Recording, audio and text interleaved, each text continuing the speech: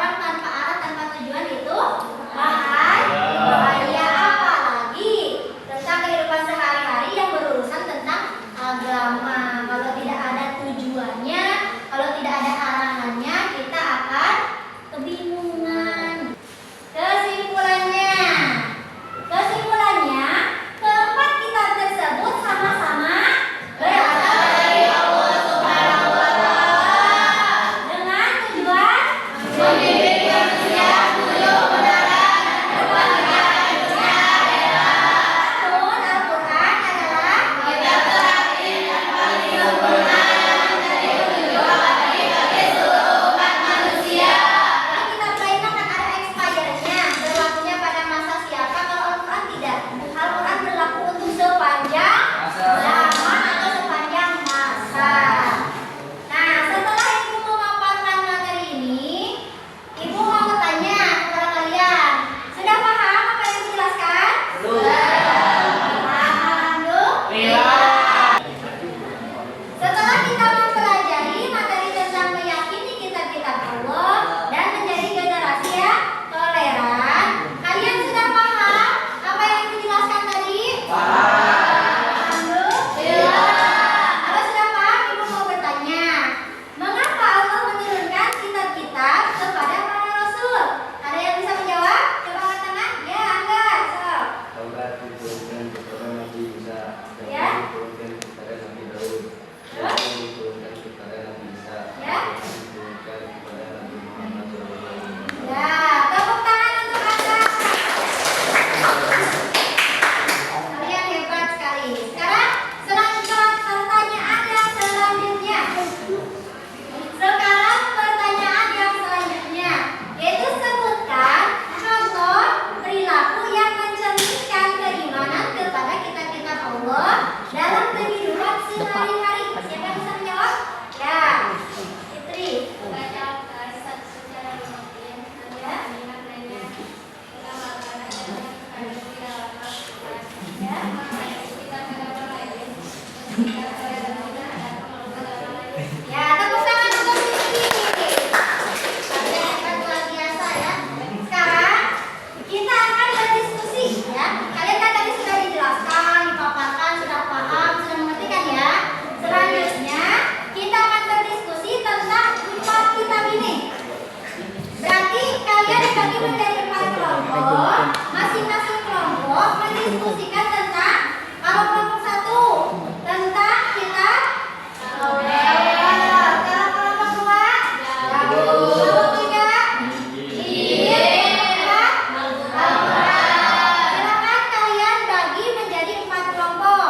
Kelompok 1, siapa aja anggotanya? Acungkan tangannya. Ya, kelompok 1. Kelompok 2. Ya, kelompok 3. Kelompok 4. Ya, silakan kalian diskusikan tentang materi tersebut. Dan kalau udah selesai, kalian presentasikan hasilnya. Siap?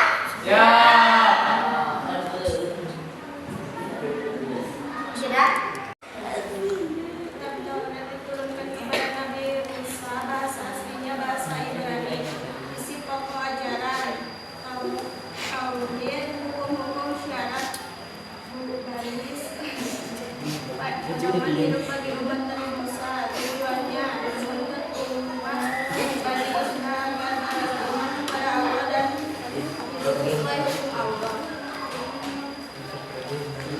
Kelompok 1 yang sudah mempresentasikan. Kalian hebat luar biasa. Sekarang lanjut kelompok 2. Silakan kelompok 2. Kitab Zabur diturunkan kepada Nabi Daud, bahasa aslinya bahasa Kipti atau Ibrani. Isi pokok, kumpulan pujian, doa, nasihat, zikir kepada Allah. Tujuannya menumbuhkan rasa syukur, ketenangan hati, dan kedekatan spiritual kepada Allah. Keterangan, kitab Zabur berisi banyak hikmah dan renungan moral, bukan hukum syariat seperti Taurat. Terima kasih kelompok 2 yang sudah mempresentasikan hasil diskusinya. Tepuk tangan untuk kelompok 2. Kalian hebat luar biasa. Kelompok 3. Kitab Injil diturunkan kepada Nabi Isa alaihissalam, bahasa aslinya bahasa Suryani. Isi pokok petunjuk hidup, ajaran kasih sayang, dan pembenaran terhadap ajaran tauhid yang dibawa Nabi Musa sebelumnya. Tujuannya menegaskan kembali ajaran tauhid dan memberi kepada umat beriman kepada Allah dan berbuat kebaikan kepada umat. Sebagian isi Injil juga telah mengalami perubahan oleh manusia dan dicampur dengan tulisan Terima kasih kepada kelompok 3 yang sudah mempresentasikan hasil diskusinya. Tepuk tangan untuk kelompok 3. Kalian hebat, luar biasa. Selanjutnya silakan kelompok 4. Kitab Al-Quran diturunkan kepada Nabi Muhammad. Bahasa aslinya bahasa Arab, isi pokoknya petunjuk hidup bagi seluruh manusia mencakup akidah, ibadah, akhlak, hukum, dan muamalah. Tujuannya menjadi pedoman hidup umat manusia sampai akhir zaman dan sempurna dari kitab-kitab sebelumnya. Keterangan Al-Quran terjadi